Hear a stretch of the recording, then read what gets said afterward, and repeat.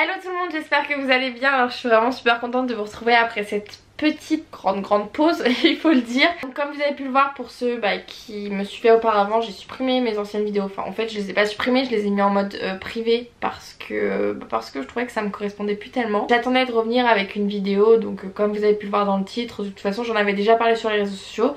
J'ai décidé de revenir du coup avec une vidéo qui me tient particulièrement à cœur, puisqu'au final ça aura un peu marqué mon année 2018. Donc pourquoi pas commencer une nouvelle année en parlant un peu de ces problèmes de l'année dernière. Également du coup je voulais faire cette vidéo parce que je me suis rendu compte que j'étais vraiment pas la seule dans ce cas-ci. Il me semblait important du coup de vous raconter mon histoire. Je fais cette vidéo, il faut savoir qu'il est actuellement 14h07, je suis encore en pyjama. Voilà, je me suis dit bon, je suis même pas coiffée hein. Je me suis juste maquillée histoire de dire, mais voilà, c'est vraiment, je voulais faire une vidéo un peu en mode posée où on se prend pas la tête. Parce que concrètement j'ai décidé de rentrer un peu dans ma vie privée et de vous parler de vous parler de ma vie privée en général. Et vraiment en fait dans un but, voilà, si ça peut aider des gens, alors j'aurais pas fait cette vidéo pour rien. Avant de commencer je voulais juste vous dire que je fais cette vidéo, je suis pas une professionnelle du tout, je vais juste vraiment vous raconter mon histoire. Et c'est vraiment en fait pour que ce soit un échange entre nous et pas voilà, pas en mode je suis le médecin, si je te dis que j'ai eu ça c'est que si toi tu l'as aussi c'est que t'as l'endométriose, pas du tout. Ce qu'il faut bien comprendre c'est que l'endométriose c'est une maladie qui est complexe, qui est pas encore très reconnue, même si depuis quelques années heureusement ça avance. En tout cas je vais juste vraiment vous raconter mon histoire, mes symptômes, mais ne prenez pas ça au pied de la lettre. Voilà, si jamais vous avez ne serait-ce que des symptômes similaires aux miens, consultez surtout parce que c'est pas grâce à cette vidéo que vous allez être diagnostiqué. Du coup on va parler de mes symptômes. Donc quels étaient principalement mes symptômes? Ce qu'il faut savoir c'est que j'ai mes règles du coup je pense depuis mes 14-15 ans. Donc jusque là aucun problème, des règles plutôt classiques, mais juste quand elles sont arrivées elles étaient pas forcément, elles tombaient pas forcément tous les 21 jours etc, elles étaient assez décalées. Donc à partir de mes 16 ans j'ai pris la pilule justement, pas dans un but de il faut me protéger pour ma sexualité machin, non, c'était juste parce que du coup je voulais être réglée correctement, parce que mes cycles voilà étaient déconnés un petit peu. Du coup c'était je prenais la pilule, quand je les arrêtais j'avais mes règles etc. J'avais vraiment un vrai cycle et j'étais réglée. J'ai changé je crois 2 fois de pilule parce que la première au bout d'un moment ne me convenait plus. Parce qu'en fait je faisais de l'anémie, donc c'est à dire qu'en fait j'avais mes règles pendant des mois sans aucune raison alors que je prenais la pilule etc. Donc j'ai changé de pilule. Je suis passée sous une autre pilule et à partir de ce moment là tout allait bien. Puis au fur et à mesure du temps en fait j'ai de plus en plus eu mal pendant mes règles. Donc c'était des douleurs principalement, ce qu'on appelle en fait, les filles je pense que celles qui ont mal vous reconnaîtrez. Mais du coup c'était principalement des douleurs en fait au niveau des... ce qu'on appelle les ovaires, je saurais pas comment le dire, c'est dans le bas du ventre, ça fait 2 points de chaque côté au-dessus de l'utérus. Et moi j'avais extrêmement mal ici en fait, c'était vraiment les 2 points, ça me faisait comme des contractions, ça me faisait vraiment très mal. Donc on m'a prescrit tout ce qui est du coup Spasfon etc.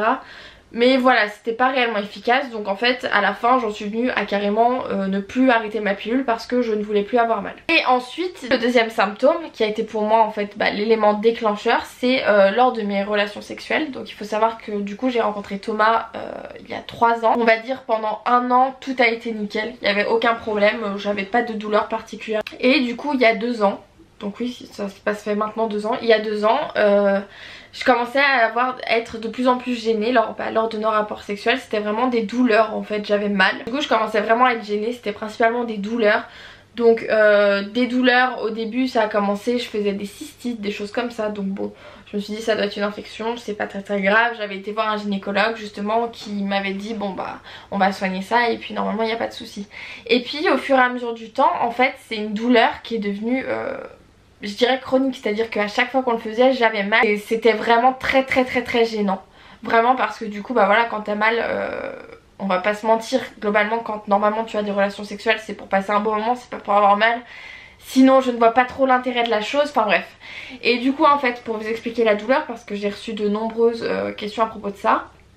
Donc là je vais parler cru, je m'en fous clairement, si ça peut aider quelqu'un c'est le mieux. C'est vraiment des douleurs à l'intérieur comme si en fait, je saurais pas comment dire, je vais le dire imagé donc bon je suis un peu gênée à dire ça mais voilà il faut le dire quand même. Ça faisait comme si en fait j'avais un petit utérus on va dire et que en fait il n'y avait pas la place si vous voulez, genre ça faisait comme un mur vous voyez, comme quand ça... enfin bref, je suis assez gênée de parler de ça mais bref. J'ai dit que je ferais cette vidéo donc je vais la faire. Et en fait ça me faisait voilà vraiment des douleurs qui devenaient très très inconfortable. Et donc il y a eu ces douleurs-ci et c'était également au niveau de l'entrée. Ça faisait comme, pas des brûlures mais en quelque sorte en fait si vous voulez. Donc ça faisait mal au fond et à l'intérieur. Voilà globalement pour mes symptômes. Donc vous imaginez bien que lorsque j'ai commencé à avoir très très mal et qu'on en venait du coup à ne plus du tout avoir de rapport parce que concrètement c'était insupportable, il faut dire ce qui est. J'ai décidé d'aller consulter. Il faut savoir qu'auparavant j'étais sur Valence, donc je voyais une gynécologue sur Valence. Tout s'est toujours très bien passé. Quand je me suis installée à Lyon, comme si vous voulez tout allait bien, je me suis pas préoccupée d'aller voir un gynécologue. Pour moi vraiment le gynécologue c'était pas forcément quelque chose d'agréable, c'était pas forcément quelque chose d'obligatoire. Entre guillemets, on verra par la suite que c'est toujours mieux de consulter le plus souvent possible. Et du coup si vous voulez c'est vraiment comme ça a commencé à devenir désagréable que je me suis dit putain il serait peut-être temps d'aller voir un gynécologue. Comme je connaissais aucun gynécologue sur Lyon, j'ai demandé à une amie qui était dans ma classe à l'époque voilà, de me dire un peu où elle allait. Parce que du coup on fait toujours plus confiance à un docteur avec qui ça se passe bien en général pour une autre. Donc elle me donne le nom d'un gynécologue, enfin d'une gynécologue. Et du coup je prends rendez-vous, donc parfait. Donc le rendez-vous est fixé un mois plus tard. Donc je me dis bon, un mois plus tard j'y vais. Donc quand j'arrive du coup un mois plus tard, la première chose qui me tilte c'est que déjà on me dit du coup vous serez avec sa remplaçante ou son associé, je sais pas, enfin bref. Si vous voulez ça devait être une femme d'un certain âge entre guillemets et globalement je me suis retrouvée avec une fille qui devait vraiment sortir de l'école je pense. Enfin qui avait la trentaine. Bon bref ça c'est pas vraiment dérangeant à la limite, voilà. C'était une femme, moi je me suis toujours dit je préfère une femme qu'un homme, je sais pas, question de... Enfin bref j'avais quelques a priori par rapport aux hommes, du coup je me suis dit elles sont comme nous, elles ont le même corps, elles ont les mêmes problèmes donc techniquement elles sont plus compréhensives et si je lui explique ça peut-être qu'elle pourra vraiment me donner une réponse. Donc là j'arrive, voilà je passe avec le second ou le... je sais pas, enfin bref avec la collègue de la gynécologue que je devais rencontrer normalement.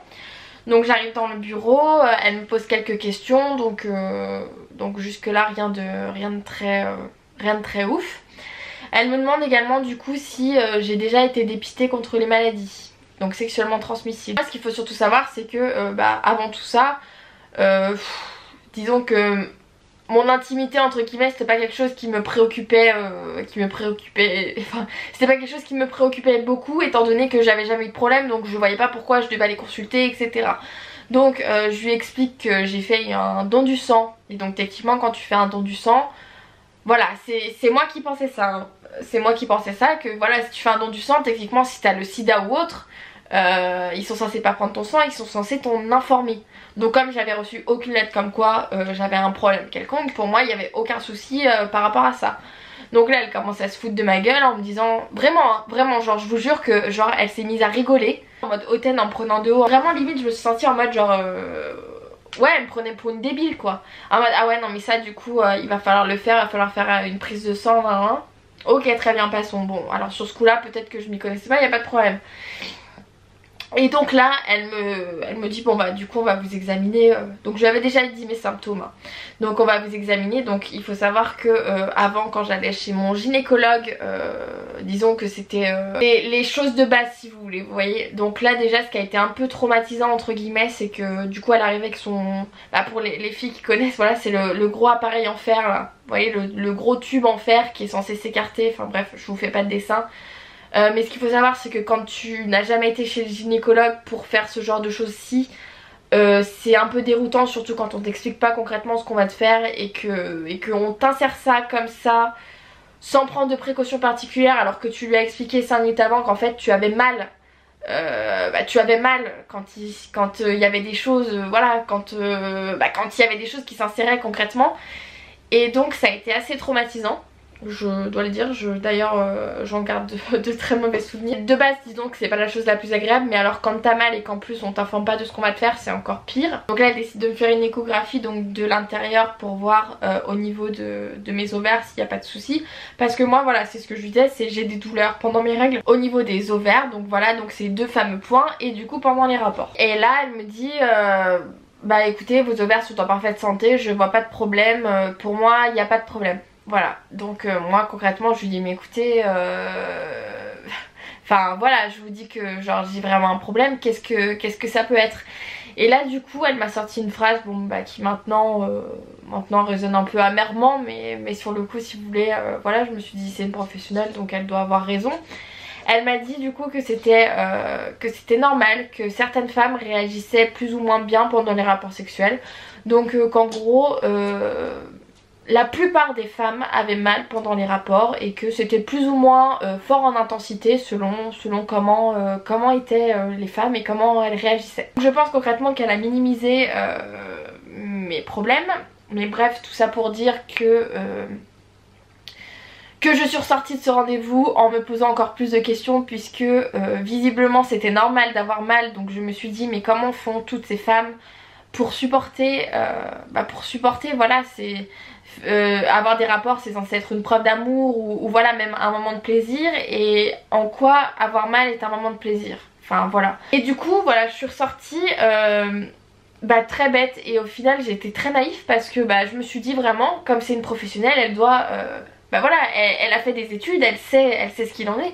Donc écoutez, si elle me dit qu'une femme, c'est normal qu'une femme ait mal pendant ses rapports, c'est juste que moi j'arrive pas à m'habituer à la douleur si les autres femmes y arrivent quoi. Et du coup une fois qu'elle me sort cette phrase, elle conclut donc le rendez-vous en me prescrivant du coup une crème anesthésiante. Une crème anesthésiante à mettre avant chaque rapport sexuel pour du coup ne plus avoir mal. Voilà, concrètement c'est vrai qu'en y repensant je me dis que c'est assez incroyable, mais c'est bien une femme gynécologue qui m'a du coup prescrit une crème anesthésiante à mettre du coup avant chaque rapport sexuel. Je n'ai jamais été chercher cette fameuse crème anesthésiante, d'ailleurs en y repensant c'est totalement débile, parce qu'elle m'avait dit d'ailleurs vous ferez juste attention parce que de base c'est des crèmes anesthésiantes qui sont faites pour mettre sur les dents quand on va chez le dentiste pour les gencives, donc il se peut qu'il y en ait certaines goût fraises etc. Voilà, c'est un peu tout. Je suis sortie de ce rendez-vous du coup en ayant entendu du coup que tout ça c'était normal, que c'était absolument normal d'avoir mal pendant ces rapports, que voilà les règles douloureuses ça arrivait, mais que voilà en tout cas avoir mal pendant les rapports sexuels c'était assez courant et assez fréquent et qu'il ne fallait pas s'inquiéter. Voilà, la solution c'était du coup de ne plus rien ressentir concrètement. De là j'ai laissé passer, on a réessayé avec Thomas, ça ne fonctionnait pas. Ça faisait toujours aussi mal, donc il en est venu une période où concrètement ça n'allait pas du tout, puisque en fait quand vous avez mal à chaque fois, au bout d'un moment vous ne voulez même pas réessayer, vous ne voulez même pas le faire, vous n'en avez même plus envie, puisque de toute façon à chaque fois que vous le faites ça dure pas, c'est compliqué hein, il faut dire ce qui est, c'est assez compliqué. C'est pas une période facile de ma vie puisque dans mon couple heureusement Thomas a toujours su me soutenir, il comprenait etc. Mais c'était plus moi mentalement du coup qui me disait mais enfin quel est mon problème en fait, parce que je veux bien du coup que ok si soi-disant c'est normal, comment font les autres femmes. Enfin même voilà, des fois des soirées voilà ça dérive un peu sur des histoires de cul, de trucs comme ça, et quand j'entendais mes amis du coup parler un peu de leur vie sexuelle, je me disais mais putain mais pour moi c'est pas du tout comme ça en fait, genre c'est ouais non ça se passe pas du tout comme ça. Au fil du temps j'en suis venue concrètement à m'en vouloir un peu, il faut dire ce qui est. Je m'en suis vraiment voulu parce que je me disais voilà pour Thomas ça doit pas être facile non plus. C'est quoi mon problème en fait? Vraiment bien laisser traîner ça pendant au moins 1 an. Et du coup il y a de ça 1 an j'ai décidé d'aller revoir un autre gynécologue, toujours une femme. Je suis allée voir et du coup j'ai encore parlé de mes problèmes. Du coup cette deuxième séance avec une autre gynécologue s'en est sortie en me disant que finalement c'était peut-être des problèmes psychologiques, que c'était peut-être mental. Si j'avais mal c'était mental, c'était dans ma tête. Et que du coup elle me prescrivait des rendez-vous avec un sexologue. Voilà, donc comment vous dire encore une fois qu'en sortant de ce deuxième rendez-vous j'ai fini par me dire que j'avais un réel problème, que j'étais peut-être folle, que je sais pas, après on vient s'en demander beaucoup de choses. C'est est-ce que j'ai un blocage, est-ce qu'il s'est passé quelque chose dans ma vie qui ferait que... Mais ça paraissait vraiment bizarre parce que c'était vraiment arrivé du jour au lendemain. J'avais pas de soucis particuliers dans ma vie privée, même avant Thomas il n'y avait pas eu de problème, j'avais jamais eu de traumatisme. Donc c'est... Pour moi, pour moi au fond je savais et j'étais persuadée que c'était pas un facteur, que c'était pas le mental qui jouait dans ça, et que voilà, j'avais un problème, j'avais mal et il fallait une putain de solution parce que ça commençait à me saouler en fait. Je suis sortie de ce deuxième rendez-vous en me disant mais bah voilà, genre subi. En fait c'était vraiment, pour moi c'était subir la chose, c'était... je suis rentrée encore donc en reparlant à Thomas en disant que bah finalement voilà c'était moi qui avais un problème. Et je me suis dit mais enfin j'en venais à attendre le jour où il allait me quitter parce que concrètement je me disais mais... Enfin ça doit être chiant quand même d'être avec une meuf, voilà tu sais pas ce qu'elle a, tout le monde te dit que c'est mental, genre peut-être que tu crois que genre elle a un problème, elle est cinglée, tu vois. Vraiment psychologiquement c'était assez compliqué, même si voilà c'est pas des choses qui sont extrêmement graves, mais c'est vrai que bah du coup d'entendre de la bouche de deux spécialistes qu'en gros c'est normal et que c'est peut-être dans ta tête, ça fait poser pas mal de questions et ça fait réfléchir et ça te fout vraiment pas bien, ça il faut le dire. Et du coup j'ai encore laissé traîner ça. Donc je suis restée encore 6 mois voilà avec mes problèmes. Je n'avais plus du tout de rapport sexuel avec Thomas. Mais malgré ça, voilà, dire entre guillemets dans mon malheur j'ai de la chance parce que disons que c'était pas le pilier de notre couple. Vous voyez qu'il y avait beaucoup plus que ça et ça a réussi à nous faire tenir, il n'y a pas eu de problème, voilà. Et merci, enfin je remercie encore Thomas. Bon de toute façon il verra cette vidéo, il vit avec moi donc ça va être compliqué qu'il ne la voit pas. Mais voilà, et c'est là que je me suis rendu compte qu'au final le sexe entre guillemets était pas forcément un pilier dans un couple, qu'on pouvait avancer et grandir malgré ça. Voilà, concrètement c'est tout ce que je peux dire sur ça. 6 mois du coup j'ai décidé que j'en avais ras le cul. Ce qu'il faut savoir surtout c'est que du coup entre temps j'ai été diplômée, j'ai pas réussi à trouver de travail, donc ça me pesait. J'ai travaillé dans un magasin, ça se passait pas forcément très bien. Du coup j'étais en arrêt de travail pour voilà parce que ça n'allait pas forcément bien. Et du coup ça enchaînant un autre, en sortant en fait de mon arrêt de travail, quand mon médecin m'a prescrit mon arrêt de travail, je me suis dit là il y a un truc qui va pas, genre si tu te reprends pas en main maintenant, genre tu vas être un déchet en fait. Et du coup je me suis dit allez on retente une troisième fois, mais genre règle ce problème là, prends rendez-vous. Du coup t'as vu, à chaque fois t'as vu 2 femmes, ça s'est mal passé, écoute surmonte ta peur et vois un homme, tu vois. Du coup, je me suis renseignée, j'ai parcouru tous les avis Google, j'ai vraiment, je pense j'ai passé au moins 4 heures à chercher un bon gynécologue sur Lyon. Parce que clairement je me suis dit voilà, pour moi c'est la dernière fois. Si on te redit encore que t'es folle, enfin pas que t'es folle mais que c'est mental, bah voilà, après t'iras consulter, t'iras voir un psy, j'en sais rien, mais t'iras consulter. Mais là il faut vraiment trouver qu'on te dise une troisième fois c'est mental et au moins tu seras fixée. Donc je suis tombée sur l'adresse d'un docteur, donc j'ai pris rendez-vous. La semaine d'après j'avais un rendez-vous. J'arrive à son cabinet, donc c'était un monsieur. J'arrive à son cabinet, donc il me demande voilà qu'est-ce qui vous amène ici. Je lui explique mon histoire, je lui explique concrètement en toute transparence tout ce que je viens de vous expliquer.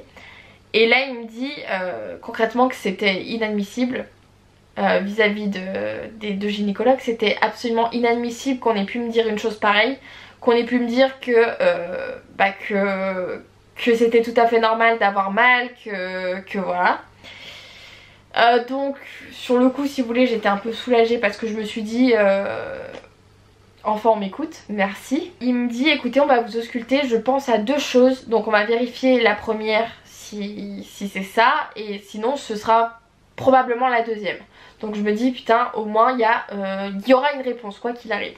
Donc il m'examine, il me dit écoutez dans un premier temps j'ai pensé à une inversion de l'utérus. Je crois que ça s'appelle comme ça, ou une inversion du périnée, enfin bref je sais pas.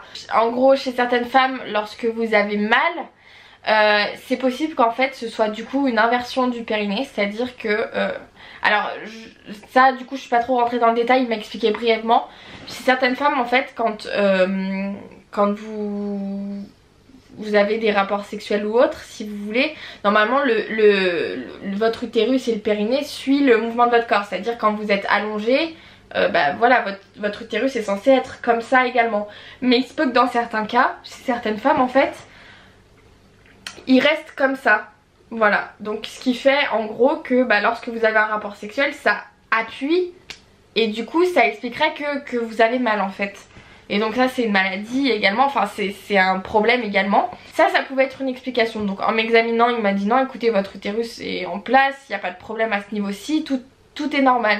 Du coup je pense que ça peut être lié à l'endométriose. Enfin voilà, moi l'endométriose, c'est vrai que du coup j'étais là, enfin si vous voulez, pendant 2 ans j'avais eu le temps de consulter un peu tous les forums en mettant un peu tous les symptômes que j'avais, et c'est vrai que l'endométriose était ressortie pas mal de fois. Il me dit je pense que vous avez l'endométriose, donc écoutez, ce qu'on va faire c'est que vous allez vous faire opérer. Du coup d'ici 3 semaines vous allez vous faire opérer. Il m'a donné la date d'opération, etc. Il m'a dit voilà, donc vous serez... vous rentrez le soir, vous êtes opéré le lendemain, vous ressortez le jour d'après, et après vous êtes en arrêt pendant quelques temps, le temps que ça se remette. Donc là si vous voulez, il m'avait juste examiné, donc je me suis dit waouh quand même, genre c'est un peu fort quand même, enfin directement me faire opérer, vous voyez. J'étais un peu choquée, si vous voulez. Quand je suis sortie de ce rendez-vous, j'ai appelé ma mère, je lui ai dit bon écoute, j'ai enfin une réponse, mais du coup je me fais opérer. Donc c'était assez déroutant si vous voulez. Donc ce que j'ai fait, c'est que quand je suis rentrée, si vous voulez, je me suis dit ouais d'accord, bon j'attendais une réponse mais pas forcément de me faire opérer directement. C'est un peu, voilà, c'est un peu hard, enfin c'est, voilà, c'est un peu, c'est du tout au rien en fait. Donc bref, j'ai laissé passer, j'ai appelé d'autres gynécologues qui m'ont dit avant faites quand même des échographies, des IRM, parce que vous pouvez voir, voilà, on peut déceler certaines choses à l'échographie, à l'IRM qui peuvent éviter en fait de vous opérer. Donc entre temps, comme cette opération était prévue 3 semaines après, je me suis dit je vais au moins faire l'échographie histoire d'être sûre, on sait jamais que je me fasse pas opérer pour rien quand même, parce que bah, ça me ferait chier. Mais quelque part j'avais toujours en moi ce truc de bon écoute, pendant 2 ans t'as attendu, genre maintenant qu'on te propose de faire un truc, genre fais-le, tu vois. Je vais à cette échographie, donc j'ai eu un rendez-vous je crois 4 jours après, c'était assez rapide. Et là du coup à l'échographie, j'en parle à la meuf de l'échographie, elle me dit écoutez je trouve rien, moi je serais vous, je passerais quand même l'IRM, parce que c'est vrai que du coup l'opération c'est en général c'est ce qu'on préconise quand même lorsqu'on n'a rien trouvé du tout et qu'il y a toujours les symptômes, donc faites quand même l'IRM. Et le truc c'est que l'IRM, il y avait un délai de 3 mois, donc je me suis dit enfin je me vois pas, est-ce que j'annule l'opération, je sais pas, j'en ai parlé avec ma famille, j'en ai parlé avec Thomas. Et puis au final c'est vrai que bah comme je le disais, ça faisait vraiment 2 ans que je voulais des réponses, que j'avais mal, que mentalement ça allait plus. On me propose de me faire opérer pour justement concrètement fixer le diagnostic. Au final à la fin j'étais mais oui bien sûr que je vais le faire en fait. Et puis du coup après j'ai rappelé mon gynécologue, je lui ai dit mais enfin voilà, d'autres spécialistes m'ont dit qu'il fallait mieux passer un IRM, une échographie. Il a dit mais si vous voulez on peut retarder l'opération, mais ce qu'il faut savoir c'est que sur une échographie ou un IRM, certes on voit pas mal de choses mais on voit pas 100%, si vous voulez. L'imagerie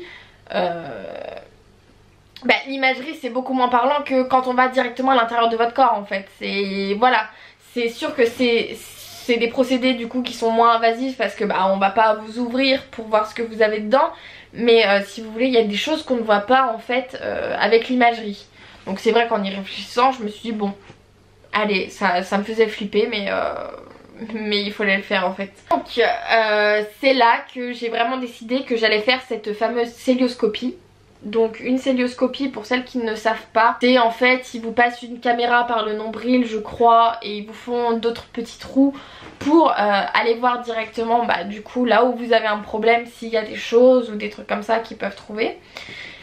Donc voilà, donc c'est assez brouillon tout ce que je vous raconte, mais c'est parce que ça vient comme ça en fait, ça vient au fur et à mesure.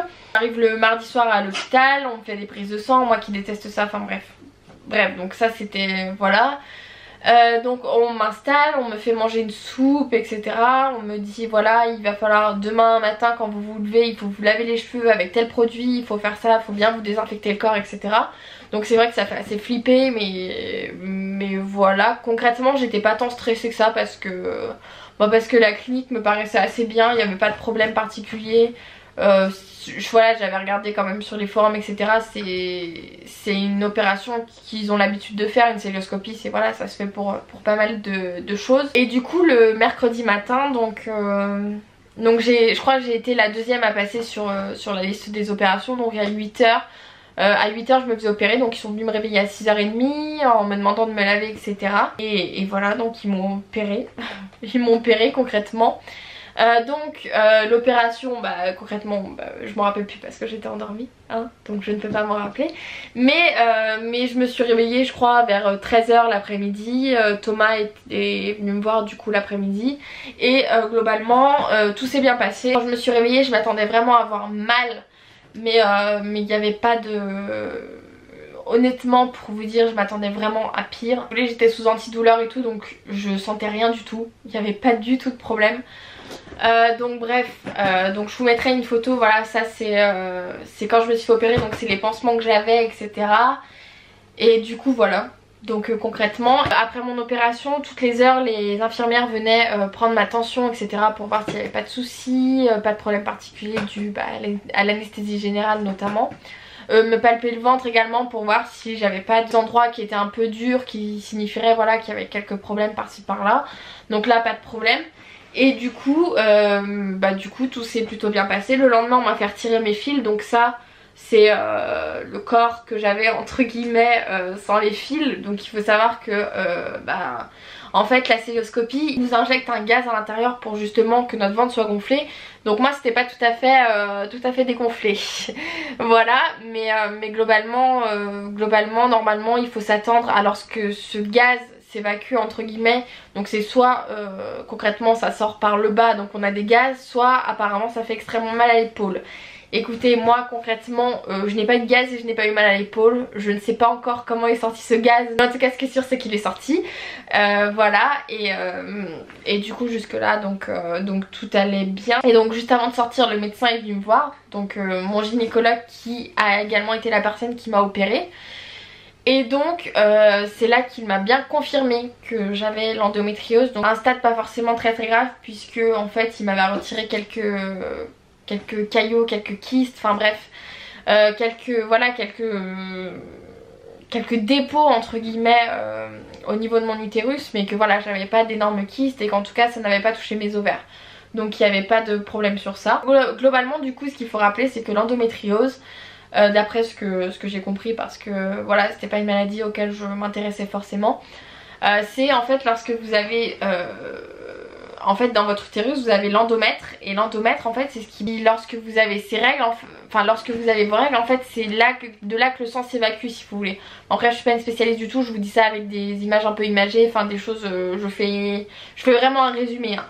Mais bref, donc votre sang c'est cool, et il se peut dans certains cas quand vous avez l'endométriose que ce sang du coup ne s'évacue pas correctement par où il faut, et qu'en fait il reste et il se stocke un petit peu. Et du coup ça se stocke au niveau de votre utérus et au niveau du coup de vos organes qui sont à ce niveau-ci. Donc ça peut créer des kystes, des choses comme ça. Et du coup forcément au bout d'un moment c'est pas très bon. C'est du coup ce qui expliquait que j'ai des douleurs, parce qu'en fait du coup j'avais du dépôt ou des choses comme ça au niveau de l'utérus qui créaient du coup des tissus si vous voulez. Enfin c'est assez... Ouais, je pense que c'est ça, c'était du coup des tissus, du surplus, voilà, c'était du surplus au niveau de mon utérus du coup qui me causait ces douleurs. À ça je suis sortie de l'hôpital. Ce qu'il faut surtout savoir du coup c'est que pour terminer mon traitement, le gynécologue, donc lorsqu'il est venu me voir, qui m'a dit que j'avais l'endométriose et tout, m'a dit que du coup pour finaliser ce traitement il fallait me mettre sous ménopause artificielle, donc avec 2 injections d'énantone. Je crois que c'est une antenne. D'ailleurs à l'heure actuelle où je vous parle, je vais faire ma 2e injection à 18 h ce soir. Voilà, donc ce sera fait. Après on n'en parle plus, je ne veux plus jamais en entendre parler. Donc voilà, donc il fallait me faire 2 injections donc de 3 mois chacune, qui ont une durée de 3 mois chacune. Donc en fait d'après ce que j'ai compris c'est des œstrogènes, enfin bref. Si vous voulez, j'étais plus stressée par le fait qu'on allait me faire une injection qui allait me mettre en ménopause que par le fait que j'avais mal. Parce qu'en soi ça allait. Le plus difficile après l'opération globalement ce que c'est les piqûres anti-phlébites. Parce que lorsque vous prenez la pilule, que vous faites une anesthésie générale, vous avez des risques de phlébite au niveau des jambes. Du coup pendant 10 jours j'ai eu le droit à des piqûres. Donc j'avais des bleus absolument énormes sur les jambes, mais vraiment énormes, et ça me faisait terriblement mal. Donc ça a vraiment été limite beaucoup plus douloureux que les fils. Après si vous voulez je pense que j'ai plus eu peur d'avoir mal que mal au final au niveau de mes fils. C'est à dire que par contre c'est vrai, ce qui est chiant c'est que comme c'était au niveau du coup de mon nombril et voilà un peu de mon bas du ventre, je mets souvent des jeans taille haute, donc je pouvais absolument plus en mettre parce que je pouvais pas les fermer, c'était trop serré, ça me faisait mal pour le coup. C'est sûr que quand t'appuies dessus ça fait mal, mais en soi si vous voulez c'était plus ouais, handicapant, mais ça faisait pas extrêmement mal. Du coup je suis sortie je crois le mercredi et le vendredi je faisais ma première injection, donc ça m'a pas mal fait flipper.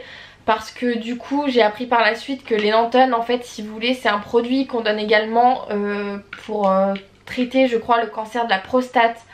Donc c'est voilà, c'est une injection qui est pas non plus anodine, qui n'est pas non plus sans risque entre guillemets. Donc j'ai pas mal flippé sur ça, mais voilà, j'ai appelé mon gynécologue pour lui dire mais voilà concrètement qu'est-ce qui se passe si je le fais pas, qu'est-ce que je risque et tout, parce que vraiment je voulais pas le faire. Et en fait il m'a expliqué que bah en fait si je le faisais pas c'est comme si on avait fait ça, enfin c'est comme si on avait fait ça pour rien. Parce qu'il faut savoir avec l'endométriose c'est que bah globalement ça ne se soigne pas. Il n'y a pas de remède miracle entre guillemets si vous voulez. Là si je faisais pas ces injections j'avais 100% de chance. Vraiment c'était sûr et certain que ça allait recommencer et que dans quelques années il allait falloir me réopérer parce que j'aurais eu les mêmes problèmes. Donc il m'a dit en fait en faisant cette ménopause artificielle entre guillemets, vous faites reposer du coup vos ovaires etc, votre endomètre si vous voulez, parce que de toute façon ce qu'il faut savoir c'est que l'endométriose du coup les problèmes surviennent quand on a ses règles. Donc si pendant 6 mois je les ai pas, bah techniquement j'ai plus de problème. Et du coup avec ces injections je réduis mon risque par 2. Donc si vous voulez j'ai une chance sur 2 que ça recommence.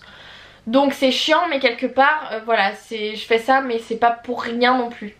Voilà. Le vendredi j'ai fait cette injection. On m'avait bien prévenu du coup que bah il y avait des risques que j'ai les effets secondaires comme une femme du coup de 45 ans ou 50 ans qui a la ménopause. Au final c'est vraiment le même rendu qu'une femme ménopausée, donc la réponse est que oui j'ai eu tous les effets secondaires entre guillemets. C'est à dire que j'ai pris quelques kilos, bon c'est pas énormément flagrant on va pas se mentir, mais j'ai pris facilement 2-3 kilos qui bah du coup qui me dérangent. Enfin physiquement voilà qui me gêne, mais ça c'est moi, voilà, ça se voit pas forcément mais ça me gêne. Et j'ai eu pas mal de bouffées de chaleur etc. Voilà, là je vous parle c'est la première injection, donc j'ai eu des effets secondaires, donc voilà, bouffées de chaleur, j'ai pris du poids. Mentalement ça n'a pas forcément été très simple, je vais en parler juste après. Donc voilà, mais globalement donc j'ai plus du tout mes règles et voilà. Je fais ma deuxième injection ce soir et dans 3 mois je revois mon gynécologue pour que du coup on voit ensemble pour un moyen de contraception, enfin un autre mode de contraception qui me convienne mieux. Donc à voir si après je repars sur la pilule, sur le stérilet, sur l'implant, enfin bref. Ça ce sera, on décidera plus tard du coup dans 3 mois. Voilà un peu pour mon histoire. Globalement maintenant je vais parler d'actuellement. Voilà, donc qu'est-ce qu'il en est actuellement au niveau de ces douleurs. Donc écoutez, je n'ai plus mes règles donc c'est assez compliqué de vous dire concrètement voilà si ça a fonctionné puisque bah, étant donné que je n'ai plus mes règles je n'ai plus de douleur au niveau du bassin. Et du coup pour ce qui est des rapports sexuels, actuellement je n'ai plus de douleur. Si vous voulez, voilà on a réessayé etc, je n'ai plus de douleur. Mais d'un autre côté du coup je pense, et d'ailleurs je suis pratiquement sûre, il faut que je prenne rendez-vous avec mon gynécologue. Mais je pense que du coup cette fameuse injection m'a fait perdre entre guillemets le peu de libido que j'avais. C'est à dire que je n'ai plus envie en fait, je n'ai plus de désir entre guillemets. J'ai pris malgré tout du coup un traitement pour essayer de contrer ces effets secondaires. Donc c'est un traitement à base je crois de produits naturels etc pour contrer ces effets. Mais du coup l'effet secondaire le plus flagrant et le plus chiant entre guillemets, mis à part ma prise de poids etc, ça a surtout été du coup le fait que je n'ai plus de libido. Mais concrètement je n'en ai plus du tout. C'est un peu voilà le mauvais résultat entre guillemets de tout ça. Mais d'un côté je me dis que je n'en avais plus avant, donc quelque part c'est disons que enfin ça a pas changé grand chose dans nos vies, si ce n'est que du coup bah là actuellement c'est vrai que mentalement ça redevient dur parce que c'est compliqué. Je vais revoir mon gynécologue bientôt, parce que ça il faut que je lui en parle pour qu'on voit s'il n'y a pas des traitements adaptés, etc. Mais en tout cas ce qui est sûr c'est que du coup je réfléchis également à arrêter toutes sortes de contraceptifs entre guillemets, type pilule, etc. Dans 3 mois, du coup quand ma deuxième injection aura arrêté de faire effet, parce que je pense quand même, et j'en suis persuadée, que ces trucs de contraception, alors c'est très bien, il faut pas se le cacher, ça aide, etc. C'est quand même pas forcément très bon pour l'organisme, et c'est pas forcément très bon également, puisque ça joue, il faut pas se le mentir, sur notre caractère et sur nos émotions également. Donc j'y réfléchis fortement, à voir après voilà s'il y a d'autres moyens plus naturels ou autres. Mais c'est vrai que j'y réfléchis très fortement. Donc globalement voilà, pour terminer cette vidéo, ce qu'il faut savoir, c'est, enfin ce que j'en retire de tout ça, c'est que un médecin n'a pas forcément la science infuse. Que voilà, même si un peu naïvement on se dirait que parce qu'ils ont fait des dizaines d'années d'études, ou voilà qu'ils ont fait plus de 10 ans d'études, etc., ils s'y connaissent, et lorsqu'ils te disent quelque chose c'est parce que c'est la vérité. Il faut pas forcément le croire. Voilà, après je dis pas, moi j'ai eu des expériences mauvaises avec des gynécologues femmes, mais je mets pas tout le monde dans le même panier, bien entendu. Il y a des gynécologues femmes qui sont très bien, il y a des gynécologues hommes qui puent la merde, et c'est comme ça. Et voilà, c'est dans tous les corps de métier, malheureusement il y a des bons, il y a des mauvais, et on n'y peut rien. Et voilà, globalement c'est comme je l'ai dit, voilà, j'ai pu le dire dans mes stories que j'ai fait sur Instagram, etc. Je pense que on est les seuls, enfin en fait il n'y a personne d'autre qui peut mieux comprendre nos douleurs, il n'y a personne d'autre qui peut mieux savoir ce qu'on ressent ou pas. C'est à dire que quand vous avez mal, en fait c'est vraiment qu'il y a quelque chose qui va pas. C'est voilà, c'est pas mental malgré tout ce qu'on peut dire. Alors oui, certaines fois ça peut être mental, ça peut être lié, voilà, je sais pas, à un trouble, à un événement, à quelque chose, voilà, il y a quelque chose qui se passe et notre corps réagit en se bloquant, en faisant des choses comme ça. Mais il y a certaines fois, et malheureusement la majorité des fois, où lorsque vous avez mal ou voilà, c'est qu'il y a un réel problème, et que dans ce cas là il faut trouver la solution en fait. Il faut vraiment trouver la cause pour pouvoir la soigner. Donc dans mon cas disons que ça a mis 2 ans. Voilà, si c'était à refaire j'aurais bien aimé justement du coup qu'il y ait une personne, ou voilà que je me renseigne un peu plus, que voilà je tombe sur une vidéo comme ça d'une fille qui expliquait son expérience, ses symptômes, etc.